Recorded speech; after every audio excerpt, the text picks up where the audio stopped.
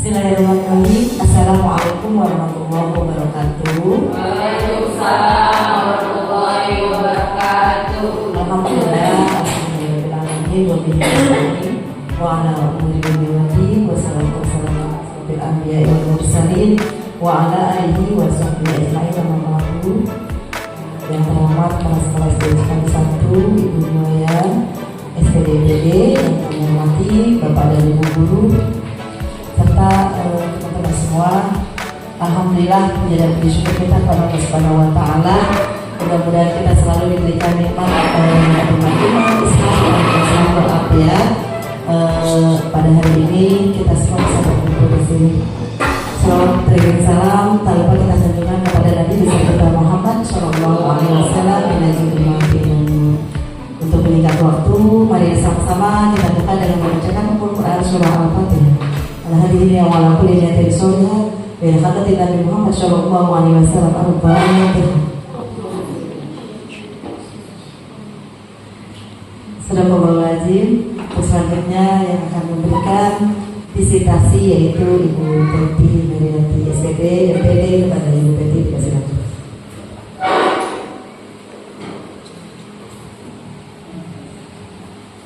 Ya, baiklah Bapak Ibu semua. Terima kasih Bu Ero. Assalamualaikum warahmatullahi wabarakatuh. Waalaikumsalam warahmatullahi wabarakatuh. Terima kasih atas waktunya dan kesediaannya untuk hadir di acara diseminasi tentang tugas saya di Guru Penggerak CGP Angkatan 11. Diseminasinya tentang budaya positif di SDN Cipayung 1. Baiklah Bapak Ibu semua, untuk selanjutnya kita akan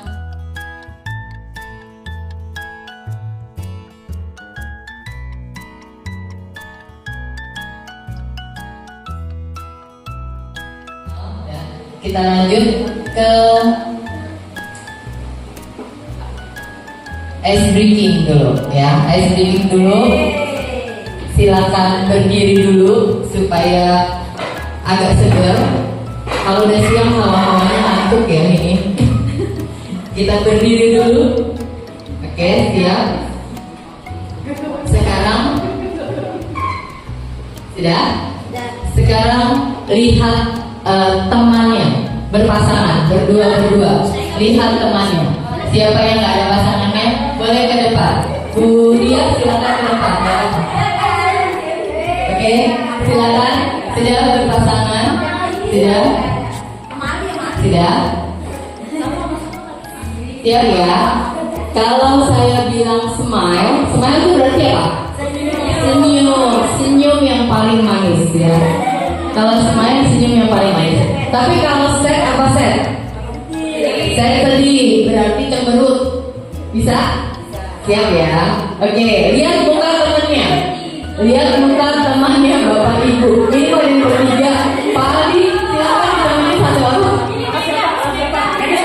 Jadi maju ke depan. Bu Mega sama Pak Adi maju ke depan. Buat contoh.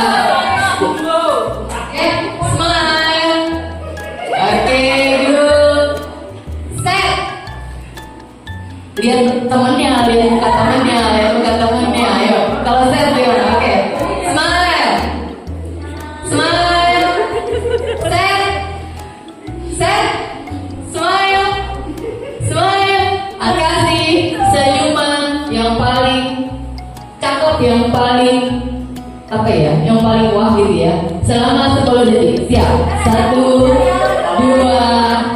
3, 4, 5, 6, 7, 8, 9, 10. Oke, baik semua. Kenapa saya minta Bapak dan Ibu untuk smile dulu? Karena apa? Kalau kita belajar hatinya sendiri sukanya apa? Gak ada yang masuk, gak semangat.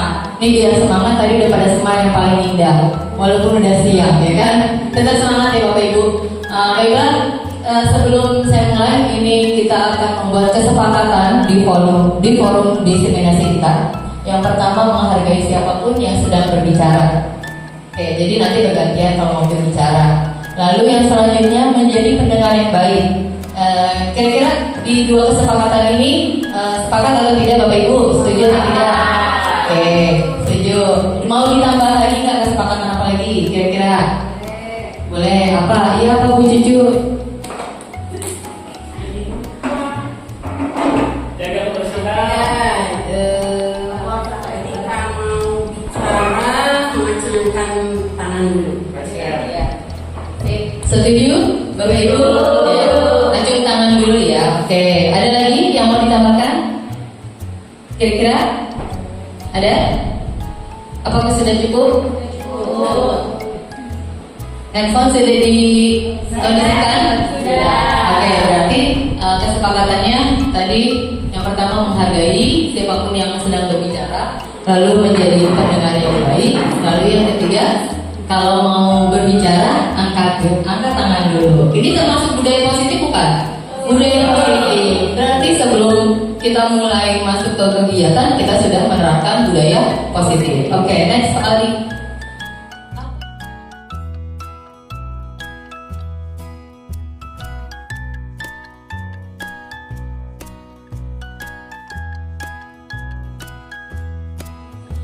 Apa yang Bapak Ibu ketahui tentang budaya positif? Ada yang mau berpendapat? Silakan. Oke, siap Bu Ero. Terima kasih. Budaya positif bisa juga bertanggung jawab terhadap apa yang dia kerjakan atau tugas. Good, bagus sekali. Bertanggung jawab terhadap tugas. Iya, budaya positif ya termasuk ya. Oke, ada lagi yang lain? Budaya positif apa sih ya? Ada? Iya silakan Bu Sherly. Sikap jujur terhadap yang sedang kita lakukan. Oke, sikap jujur. Iya, budaya positif juga, betul. Bagus. Itu sudah kita laksanakan ya. Terus ada lagi? Ada? Jawaban dari Bu Ero dan Bu Sherly sudah bagus dan sudah mencerminkan tentang budaya positif. Nah, kita akan belajar bareng ya, belajar bareng bersama-sama tentang budaya positif. Nah, budaya positif ini yang di sekolah yaitu nilai-nilai dan kebiasaan-kebiasaan di sekolah yang berpihak pada peserta didik agar mereka dapat berkembang menjadi pribadi yang kritis, penuh hormat dan bertanggung jawab. Jadi kita lihat nanti di anak-anak didik kita apakah mereka sudah bertanggung jawab, sudah yang tadi jujur, yang bisa bilang, terus yang Bu Ero bilang tadi apa? Sudah bertanggung jawab, disiplin, itu termasuk budaya positif. Next Pak Ali. Seorang guru yang baik harus memiliki kemampuan dalam mewujudkan budaya positif di sekolah. Budaya positif tersebut dapat dijalankan dengan menerapkan konsep-konsep inti. Nah, di sini konsep intinya ada 8 Bapak Ibu. Yang pertama, next Pak Aldi, perubahan paradigma belajar. Lalu yang kedua, disiplin positif. Yang ketiga, nilai-nilai kebajikan. Yang keempat, kebutuhan dasar manusia. Yang kelima, motivasi perilaku manusia. Yang keenam, posisi kontrol dulu. Yang ketujuh, keyakinan kelas. Dan yang kedelapan, segitiga restitusi.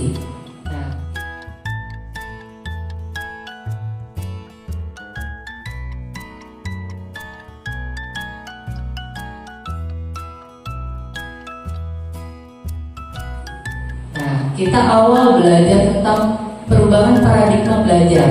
Kira-kira nih Bapak Ibu kan sudah menjadi guru lebih dari 5 tahun ya? Ya, pasti sudah merasakan adanya perubahan tentang gimana sih gaya belajar anak yang dulu dan sekarang. Adakah yang ingin berpendapat tentang perubahan paradigma belajar ini? Ada? Silakan, boleh ya, silakan Bu Firda. Dulu pembelajaran itu berpusat pada guru yang memberikan materi semuanya pada siswa. Sekarang itu berpusat pada siswa yang lebih kreatif, memotivasi dirinya sendiri, kreatif. Sedangkan guru memantau siswa dan membimbing siswa agar mereka lebih kreatif. Iya. Bagus sekali, tepuk tangan untuk Bu Firda. Lengkap sekali jawabannya Bu Firda. Betul sekali Bu Firda. Jadi dulu next kali kita cek jawabannya. Nah ini benar sekali ya. Dulu tuh murid itu jadi apa kata guru, ya kan? Jadi murid itu harus mengikuti apa kata guru. Nah kalau sekarang terbalik. Jadi kita sebagai guru yang berpihak pada murid. Jadi minat belajarnya mereka pasti berbeda. Satu kelas itu misalkan kita kan 32 orang. Nah itu berbeda-beda. Ada yang kinestetik, ada yang visual, ada yang audio, dan itu perlakuan belajarnya juga berbeda-beda ya. Nah di sini siswa sebagai objek belajar. Zaman dulu itu siswa jadi sebagai objek bukan subjek. Tapi kalau saat ini siswa itu sebagai subjek. Maaf ya. Kita lanjut. Proses pembelajaran terjadi pada tempat dan waktu tertentu. Jadi kalau zaman dulu itu harus di sekolah. Kalau nggak di sekolah nggak bisa gitu. Tapi kalau untuk sekarang, anak-anak itu bisa belajar di mana saja.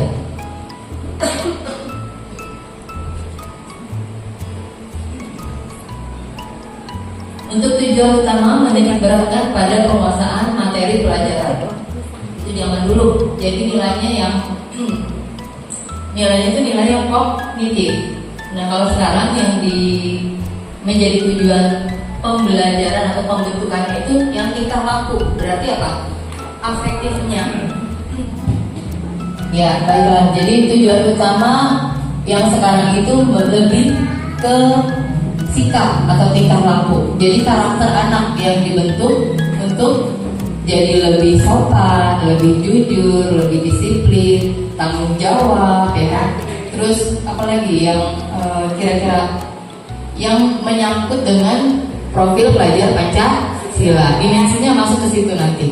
Next kali, untuk membangun budaya yang positif di sekolah, perlu menyediakan lingkungan yang positif, aman dan nyaman agar murid-murid mampu berpikir, bertindak, dan mencipta dengan merdeka, mandiri dan bertanggung jawab.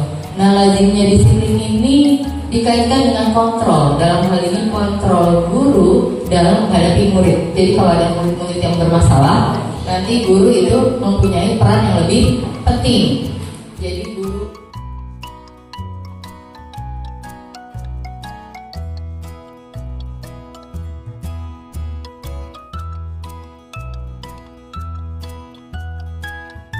Jadi kalau ada murid-murid yang bermasalah, nanti guru itu mempunyai peran yang lebih penting. Jadi guru bukan hanya sebagai guru yang hanya mengajar saja, tapi mereka juga mendidik murid-murid kita di sekolah sesuai dengan karakternya, gitu ya, Bapak Ibu. Next, disiplin positif. Nah, di sini kata disiplin sering dikaitkan dengan tata tertib, kepatuhan, dan peraturan. Betul nggak Bapak Ibu? Betul. Oke. Kata disiplin sering juga dikaitkan dengan hukuman. Betul nggak? Jadi kalau nggak disiplin dihukum deh, gitu. Iya. Oke. Padahal itu sungguh berbeda. Karena belajar dengan disiplin tidak harus dengan memberi hukuman. Jadi hukuman itu diberikan kalau sudah tidak bisa lagi anak-anak kita pakai cara-cara yang sebelum dihukum gitu, dikasih tahu dulu gitu ya kan. Terus udah itu anak-anak juga kita kasih nasihat gitu ya. Biasanya Bapak Ibu ngasih nasihat dulu. Kalau kadar masalahnya atau kasusnya tidak terlalu berat ya, berarti kan nggak dihukum gitu ya. Nah, oke, next. Ki Hajar Dewantara menyatakan bahwa untuk mencapai kemerdekaan atau dalam konteks pendidikan kita saat ini dan untuk menciptakan murid yang merdeka, syarat utamanya adalah harus ada disiplin yang kuat. Benar nggak Bapak Ibu? Kalau anak-anak gak disiplin itu gimana ya di kelas? Kira-kira apa yang akan terjadi? Iya bagus, cucu. Kelas tidak kondusif. Terus apa lagi selain itu? Iya Bu Ivana. Kelasnya berantakan, betul. Terus apa lagi? Gak disiplin ya anak-anaknya, gitu ya kan? Terus, nah di sini ada disiplin yang dimaksud adalah disiplin diri yang memiliki motivasi internal. Internal itu dari dalam diri masing-masing murid kita gitu ya. Kalau eksternal itu dari gurunya. Kamu harus begini ya gitu. Nanti kalau begini kamu ibu kasih hadiah ya. Itu motivasi eksternal atau internal? Eksternal, betul, dari luar. Tapi kalau dari dalam dia udah sadar, oh iya kata Bu Iro nggak boleh nih kalau begini, ya kan? Kata Bu Iro itu termasuk eksternal internal? Internal eksternal. Oh masih eksternal, good. Masih eksternal karena masih pakai kata Bu Iro ini nggak boleh, berarti masih eksternal karena ada orang lain yang mempengaruhi murid tersebut gitu. Tapi kalau murid ini sudah nggak usah baru begitu gitu ya. Dia sudah punya kesadaran diri sendiri, sudah punya tanggung jawab sendiri, berarti itu sudah masuk motivasi internal. Oke, next Ali. Disiplin positif merupakan suatu cara penerapan yang mengajarkan anak bertanggung jawab dan menumbuhkan kesadaran diri berdasarkan nilai-nilai kebajikan ya. Jadi disiplin positif lebih ke arah disiplin diri yang dapat mengontrol diri dalam melakukan segala tindakan. Nah, disiplin diri ini dapat membuat murid memahami dan menyadari berdasarkan motivasi intrinsik, berarti dari dalam diri siswa masing-masing, bukan akibat paksaan, ujian atau hukuman. Nah, nanti kita belajar di hukuman, konsekuensi dan restitusi. Oke, next lagi.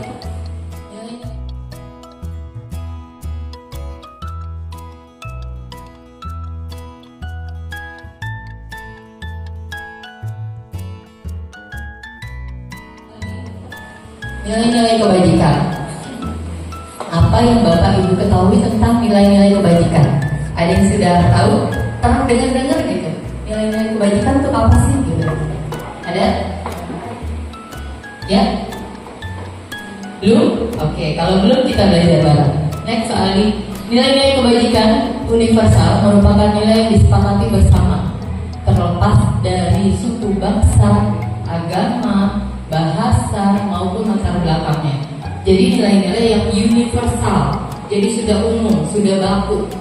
Nah, nilai-nilai kebajikan yang dapat diterapkan di Indonesia adalah profil pelajar Pancasila. Nah, di profil pelajar Pancasila ini ada berapa dimensi Bapak Ibu? 6. Good. Apa aja? Coba sebutkan. 1.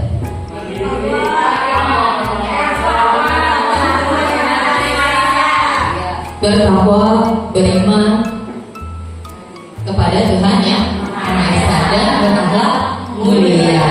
Good. Next kali. Terus yang kedua, mandiri. Ketiga, mandiri. Keempat, kreatif. Kelima, pintar. Yang keenam, hebat Bapak Ibu. Ini sudah ikut lengkap banget sesuai dengan filosofi KHD ya, Ki Hajar Dewantara.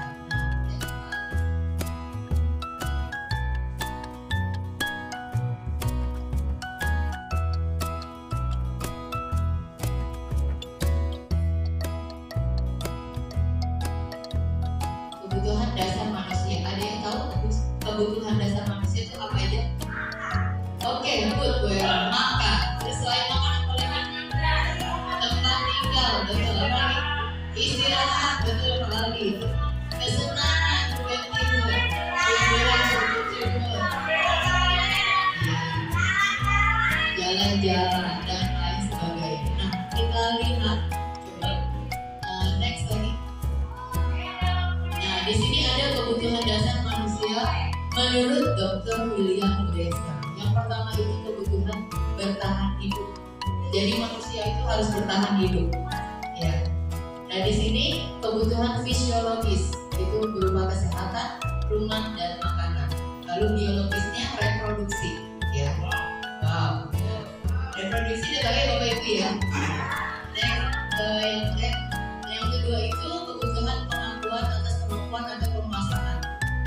Ada anak-anak yang biasanya ingin berkuasa di kelas, dominan, ada ya seperti ya. Nah ini termasuk kebutuhan yang kedua ya, keinginan untuk dianggap berharga, kekuatan satu.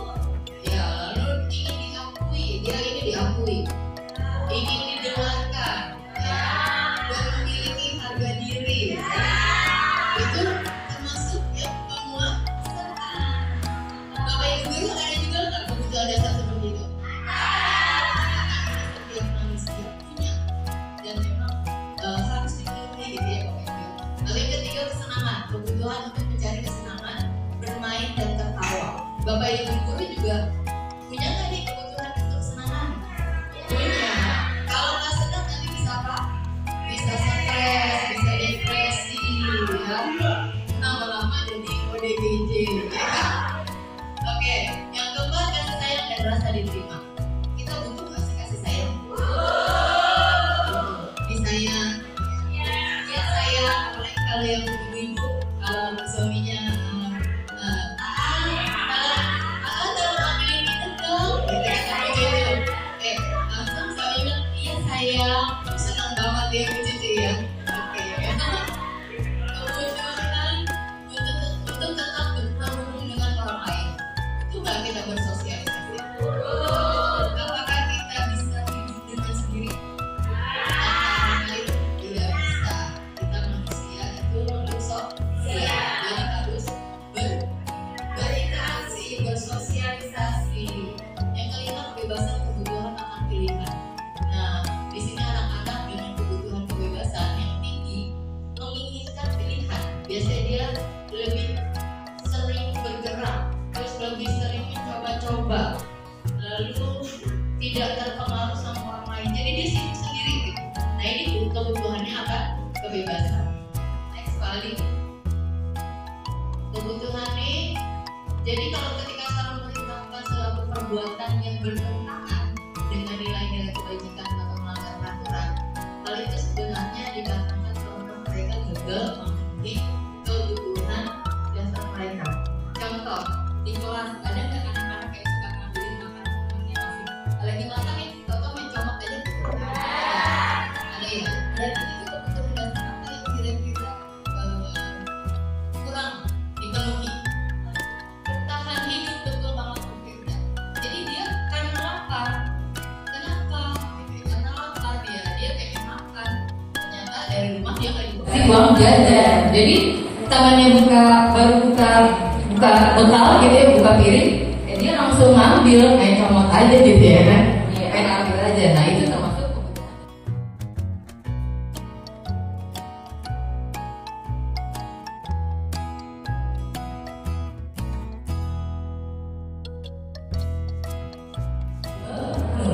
Next, motivasi perilaku. Nah di sini ada 3 teori motivasi perilaku manusia. Yang pertama untuk menghindari ketidaknyamanan atau hukuman. Yang kedua untuk mendapatkan imbalan dari orang lain. Ini bisa berupa pujian atau hukuman. Lalu yang ketiga untuk menghargai diri sendiri sebagai insan yang sesuai harapan kita. Nah coba kalau misalkan Bapak Ibu telah masuk atau telah datang ke sekolah, kira-kira teori motivasi perilaku manusia yang keberapa yang Bapak Ibu munculkan? Maksudnya yang Bapak Ibu kira-kira yang pertama, kedua, atau yang ketiga? Apakah takut karena dihukum sama kepala sekolah, atau biar dipuji sama kepala sekolah kalau rajin gitu ya kan?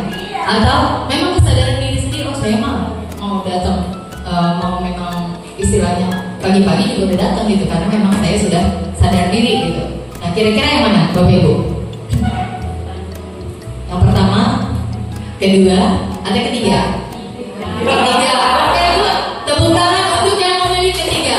Berarti alhamdulillah sudah top guru-guru ini baru 1 ya, sudah sadar diri, sudah sudah punya motivasi internal, atau motivasi intrinsik. Nah ini sudah menjadi tujuan dari disiplin positif kita. Nah budaya positif itu di sekolah bisa diterapkan.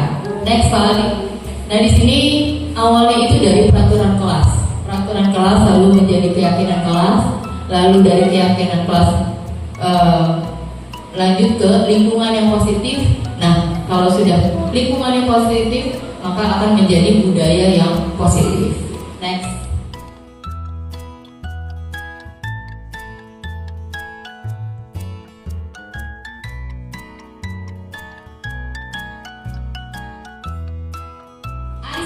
Oke. Sekarang kita ice breaking lagi. Siap-siap. Yang ngantuk, yang agak udah mulai dikit, silakan berdiri lagi. Ya. Oke. Mereka bagus juga. Oke. Kalau saya bilang sit berarti apa? Kalau misalkan stand, berdiri. Oke, gampang ya. Ini gampang. Ayo, siap. Kalau siap, ready, go. Gitu. Udah kayak main game ya. Ya, sudah siap. Konsentrasi. Oke, siap. Kalau saya bilang sit, duduk. Duduk.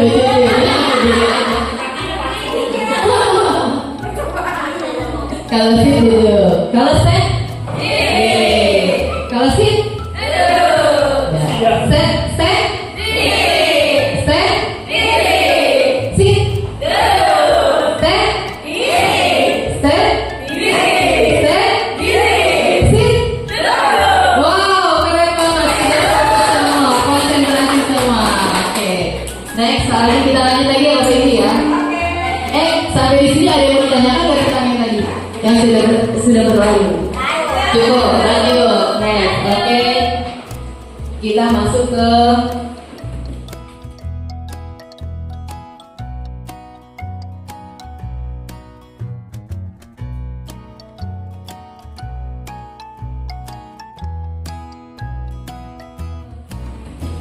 next lagi. Posisi kontrol guru.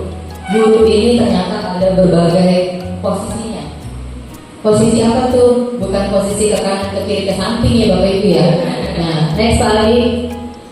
Posisi yang pertama itu penghubung, yang kedua pembuat merasa bersalah, yang ketiga teman, yang keempat pemantau, dan yang kelima manajer. Kira-kira Bapak Ibu biasanya ke siswa itu kalau ada yang punya masalah gitu ya, punya masalah, punya kasus, ini posisi kontrolnya yang mana? Aku yang tiga. Nanti saya kasih post-it ya, Bapak Ibu nanti silakan tulis. Tidak usah dikasih nama, jadi ini aman, anonim. Asik. Silakan tulis yang nomor berapa dan alasannya kenapa. Oke, silakan ditulis. Kalau ada siswa yang punya masalah atau punya kasus, Bapak Ibu pakai posisi kontrol yang mana?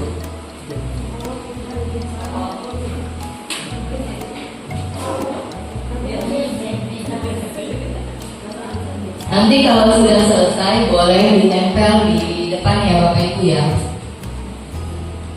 Alasannya ditulis. Alasannya juga ditulis kenapa. Tapi nggak usah ditulis nama gurunya ya. Nama gurunya nggak usah ditulis ke apa-apa. Jadi tenang aja. Ini aman kok, rahasia terjaga.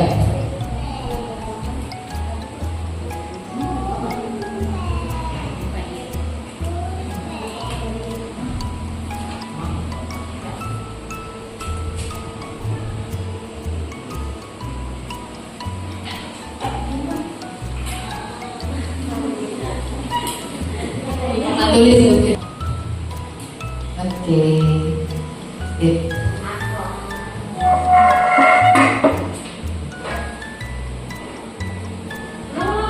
Ini yang mana? Kamu yang mana? Awas buku. Ada yang masih bingung yang mana kira-kira? Penghukum, pembuat merasa bersalah, teman, pemantau, atau manajer. Misalkan ada anak yang telat datang ke sekolah. Nah, Bapak Ibu ini kira-kira yang biasanya gimana nih?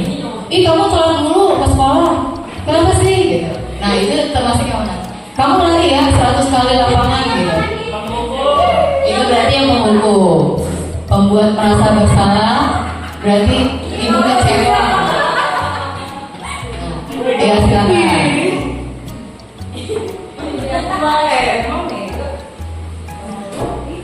Tidak semua? Oke, siap. Saya akan bacakan. Teman. Karena dengan menjadi teman, murid merasa nyaman dan mau bercerita semuanya. Oke, tepuk tangan untuk yang posisi gurunya sebagai teman. Manajer, wow, udah keren banget ini udah jadi manajer. Alasannya mengajak siswa untuk menyelesaikan masalahnya bersama. Wah, sudah pakai segitiga restitusi nih kayaknya. Keren. Manajer agar berpikir lebih maju untuk teman-teman. Good. Ada 2 orang ya yang manajer. Yang nomor 1 alasannya sebagai pengendali perilaku siswa. Nomor 1 berarti apa? Penghukum. Wow, masih ada yang menghukum. Oke. Next, teman, supaya anak lebih merasa nyaman ketika guru memberikan arahan. Teman, jika menganggap sebagai teman, siswa akan lebih terbuka dan mau menceritakan suatu masalahnya. Posisi saya sebagai teman, karena bisa menjadi tempat berbagi cerita dengan siswa. Lalu ada lagi penghukum, agar anak-anak jerah atau kapok. Nah, lanjut teman, karena siswa cenderung terbuka ketika mereka merasa kita teman mereka. Tapi kebanyakan dari sini teman ya. Yang penghukum ada 2 orang, nggak apa-apa. Oke, di sini karena ada 5 posisi kontrolnya. Satu lagi kali. Nah, ya di sini. Di sini penghukum. Kalau penghukum itu biasanya gurunya suka marah-marah, menghardik, terus berkata-kata yang menunjuk-nunjuk, menyindir, menyakiti, itu termasuk yang penghukum ya. Terus gurunya akan berkata begini, kalau kamu tidak melakukannya, awas ya, rasakan ya. Itu termasuk yang penghukum. Itu tadi Bapak Ibu penghukumnya begitu juga nggak nih? Enggak, apa iya? Oke, apa jujur? Jujur, sudah yang positif, jujur itu bagus. Hasilnya anak akan memberontak. Anak itu akan memberontak, jadi menyalahkan orang lain karena dia bu yang salah, bukan aku gitu. Karena sering dihukum, ya. Karena gurunya posisinya sebagai penghukum. Lalu anak cenderung berbohong. Lalu murid meletakkan guru di luar dunia berkualitas. Jadi guru itu bukan jadi apa? Bukan jadi tempat yang terbaik, yang nyaman buat murid-murid kita kalau kita sebagai penghukum. Dan murid akan berkata, biarkan saja, nanti juga marah-marah lagi. Benar nggak? Ada ya murid yang biarin aja, guru memang marah-marah terus. Nah ini karena gurunya sering menghukum. Lalu dampak pada murid, dia pasti akan ulangi lagi, diulang lagi kesalahan yang sama biasanya. Lalu yang selanjutnya pembuat merasa bersalah. Biasanya ini gurunya seharusnya ibu kecewa, kok kamu begitu? Lebih baik jadi guru penghukum atau yang pembuat rasa bersalah Bapak Ibu kira-kira? Enggak dua-duanya, good ya, enggak dua-duanya. Kamu seharusnya sudah tahu, ibu lelah sekali mengatakannya, ibu stres. Ada guru yang gitu ya? Ada ya? Di sini tapi nggak ada. Di kolom ada. Menyembunyikan atau menyangkal dan berbohong, itu hasilnya nanti anak biasanya suka bohong, menyembunyikan dan menyangkal. Enggak bu, kayak gitu. Saya mah nggak gitu, karena dia takut ya. Lalu kaitannya murid meletakkan guru dalam dunia berkualitas di dalam, tapi karena dia merasa bersalah, bukan karena memang dia pengen sebenarnya gitu ya. Bukan dari intrinsik, tapi masih masuk ekstrinsik atau eksternal. Lalu murid berkata, maafkan saya bu, dia minta maaf pasti, karena kita sudah membuat murid itu merasa bersalah. Nah, lalu dampaknya merasa rendah diri. Jadi murid itu nanti akan rendah diri. Dia tidak akan percaya diri karena apa-apa disalahin. Takut kalau bisa disalahin terus, ya nggak? Bapak Ibu kalau disalahin terus takut nggak? Takut ya, bukannya malah tambah semangat, malah jadi tambah takut. Next, yang identitas berhasilnya teman dan teman pemantau dan manajer. Nah, untuk teman biasanya guru itu buat alasan kayak tadi, dia kamu kan ini, kamu cerita dong sama ibu guru kenapa kamu begini, kenapa kamu begitu. Itu termasuknya teman ya. Lalu ayolah lakukan demi ibu, masa kamu nggak mau gitu. Itu kata-kata yang guru katakan. Lalu ketergantungan, jadi hasilnya nanti siswa akan tergantung sama sama gurunya, ya kan? Dia nggak mau belajar mandiri, sampai bukain botol aja, sampai ada yang minta bukain, ada nggak begitu Bapak Ibu? Tidak ada, karena dia tergantung sama siapa? Sama gurunya, gitu. Murid merasakan guru sebagai orang yang sangat penting di dunia berkualitas. Jadi guru itu nomor satu, ya kan? Lalu saya pikir Bapak Ibu teman saya ternyata begitu. Nah, dampak bagi muridnya lemah, tidak mandiri dan tergantung. Untuk yang memantau, menghitung dan mengukur. Masuk bukan apa? Apa peraturannya? Jadi kalau yang pemantau ini biasanya ada biasanya kayak keyakinan kelas gitu ya. Kita udah buat, anak melanggar, berarti termasuknya kita posisi kontrol yang pemantau. Lalu menyesuaikan diri bila diawasi, tapi kalau nggak diawasi dia akan udahlah biarin aja gitu, nggak dilihatin. Sama kayak Bapak Ibu kalau naik motor, ada polisi takut nggak? Takut ya, was-was ya, takut ditilang. Tapi giliran nggak ada polisi, terus aja, lampu merahnya masih kayaknya kosong nih, jalan aja terus gitu. Nah, untuk itu berapa banyak bintang yang harus saya peroleh? Jadi dia minta reward atau bukan takut dihukum gitu ya. Nah, menitik beratkan pada sanksi atau hadiah untuk dirinya. Untuk manajer mengajukan pertanyaan, apa yang kita yakini, apa yang kita kerjakan, lalu bisa memperbaiki keadaan, menguatkan pribadi, murid meletakkan dirinya sebagai individu yang positif dan mencari solusi yang terbaik untuk dari permasalahan yang ada. Next kali, saya kecewa sekali dengan kamu. Siapa yang mengatakan? Penghukum. Next kali. Nah, kamu tidak benar melakukannya. Penghukum. Ayolah lakukan demi ibu bapak. Tadi next aja. Nah, apa teman? Terus, apakah kamu mau mendapatkan stiker bintang hari ini? Pemantau. Bagaimana kamu bisa menyelesaikan masalah ini? Manajer. Kamu selalu yang paling terakhir? Penghukum. Oke, next lagi.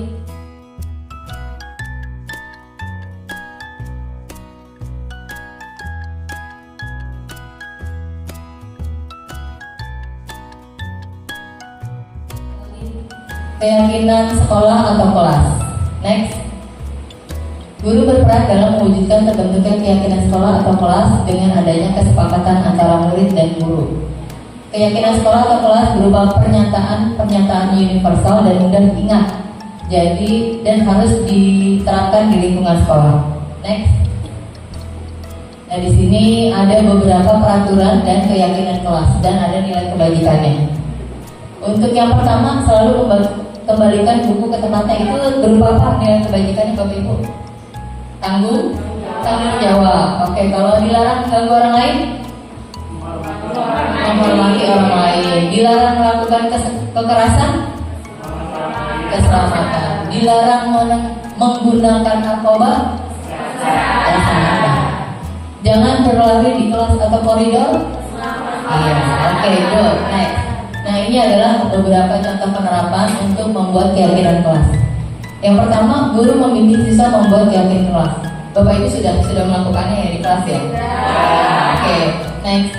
Siswa menulis, lalu siswa merangkum, guru dan siswa merangkum untuk dijadikan dari keyakinan kelas itu dijadikan kesepakatan kelas ya. Lalu guru dan siswa menandatangani kesepakatan kelas yang telah dibuat. Dan kalau sudah dibuat ditempel di depan kelas gitu ya. Jadi Bapak Ibu bisa lihat, bisa mengingat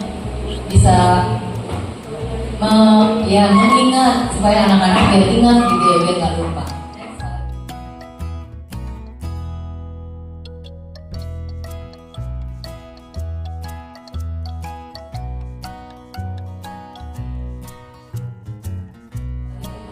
Segitiga restitusi. Nah, next. Ini adalah segitiga restitusi. Gambarnya seperti ini. Yang pertama menstabilkan identitas.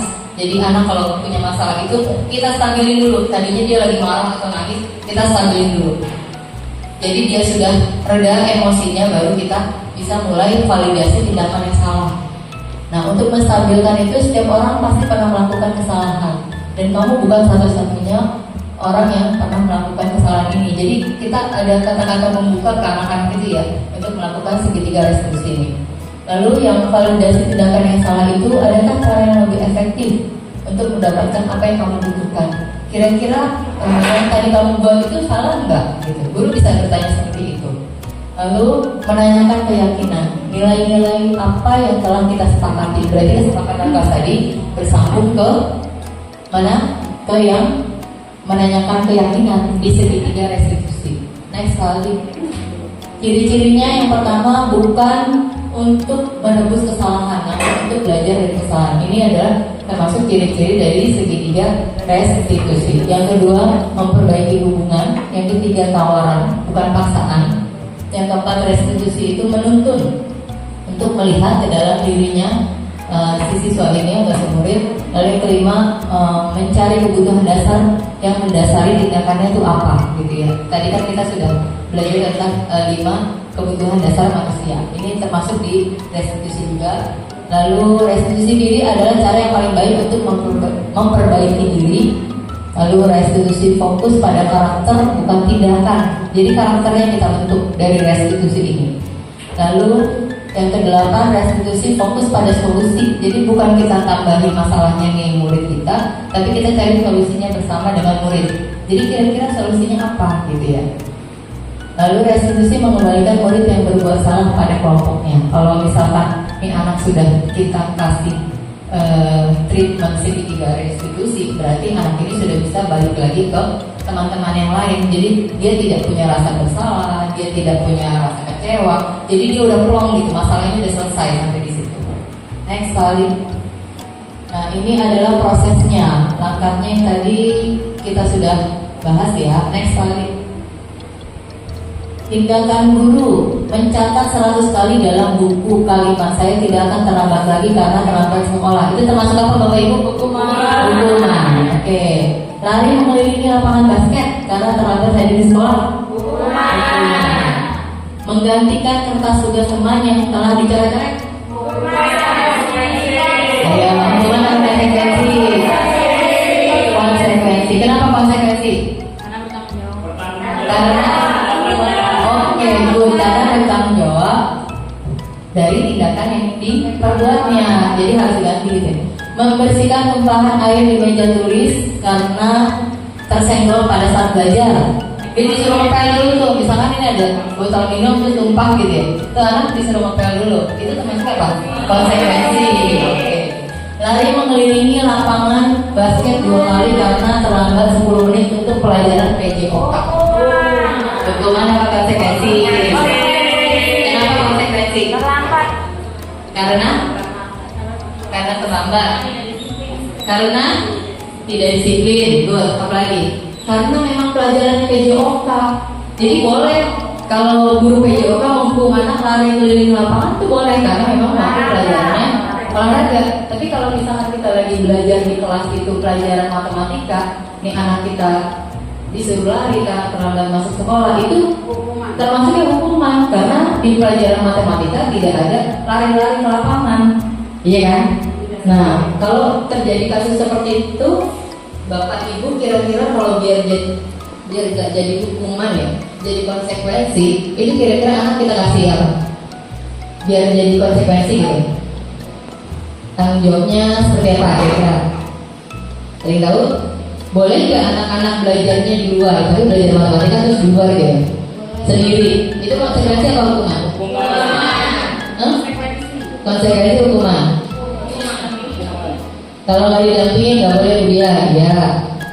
Misalkan itu kelas rendah, ya nggak boleh kalau kelas rendah. Kalau kelas tinggi bisa nggak? Bisa, karena dia harus belajar mandiri dan dia besok-besok akan ingat, oh iya, nanti kalau misalnya belajar sendiri nggak enak di luar gitu ya.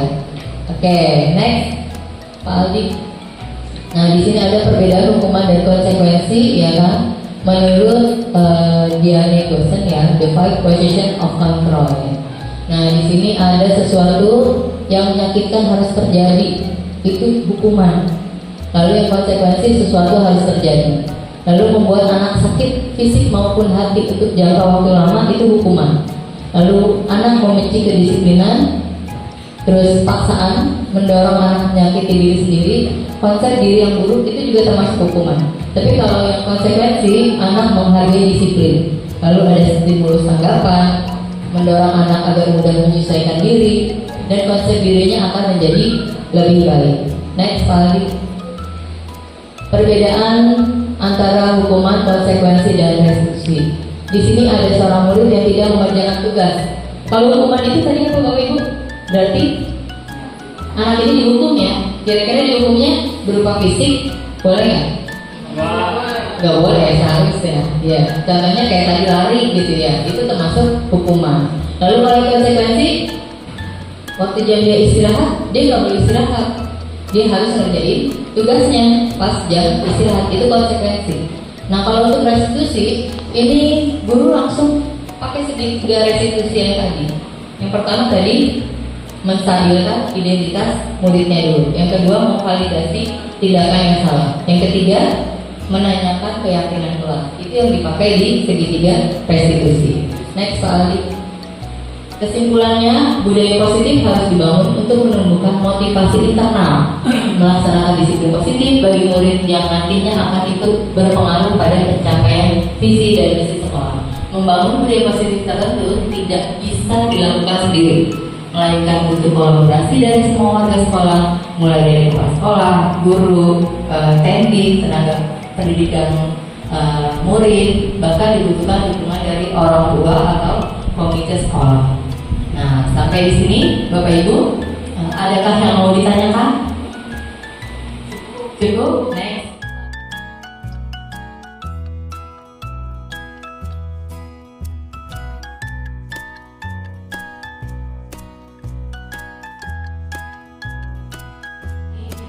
Oke, untuk refleksi, silakan Bapak Ibu boleh berpendapat tentang apa yang kita pelajari hari ini. Apakah senang, atau sedih, atau bete, atau bad mood, boleh. Siapa yang mau maju, silakan boleh. Dua orang aja, dua orang. Ayo, siapa boleh? Ya, silakan, boleh. Bu Hana mau maju, boleh. Silakan Bu Hana. Kalau nggak usah maju deh, kalau nggak usah maju, saya yang datang ke situ. Silakan Bu Hana.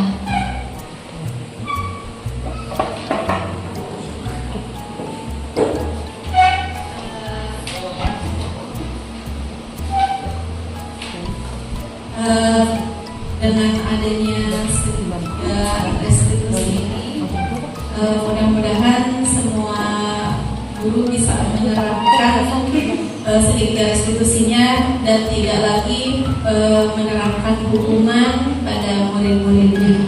Semoga dalam pembelajaran kepada murid kita diberikan kemudahan, kesabaran, dan juga sekolah menjadi bahagia, riang, senang, dan gembira. Tepuk tangan buat Tuhan. Yo, satu lagi, boleh Pak Ali, silakan sudah berdiri refleksi. Silakan. Mau berdiri boleh, duduk boleh. Ya udah boleh, silakan. Assalamualaikum warahmatullahi wabarakatuh. Waalaikumsalam warahmatullahi wabarakatuh. Ya, sekali lagi terima kasih banyak kepada Bu Feby yang telah memberikan kita begitu banyak materi atau pengetahuan baru sehingga kita menjadi lebih mengerti apa itu budaya positif di sekolah dan bagaimana menyelesaikan masalah anak dengan metode segitiga restitusi tadi. Jadi kesimpulannya, guru tidak boleh menjadi penghukum dan pembuat merasa bersalah. Alangkah lebih baiknya jika guru dapat memposisikan dirinya sebagai manajer sehingga dapat memberikan pertanyaan-pertanyaan yang bermakna kepada siswa dan menyelesaikan masalah secara bersama-sama. Luar biasa, alhamdulillah. Kegiatan diseminasi kita kali ini alhamdulillah berjalan dengan baik dan lancar. Terima kasih Bapak Ibu. Ini kita tunggu-tunggu ya, tulisan kata terima kasih ini akhirnya muncul juga gitu. Terima kasih sudah membantu saya dalam kegiatan hari ini, karena memang ini tugas saya sebagai CGP, dan mudah-mudahan Bapak Ibu juga diberikan kelancaran. Amin. silakan boleh mendaftar. Ini promosi jadinya. Boleh mendaftar di angkatan selanjutnya. Nanti kita saling belajar, saling bantu ya, Bapak Ibu. Oke, baiklah Bapak Ibu semua. Terima kasih atas kehadirannya hari ini.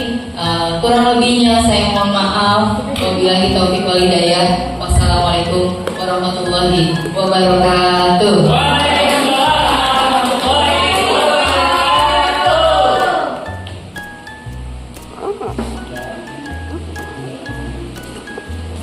Alhamdulillah tadi sudah disampaikan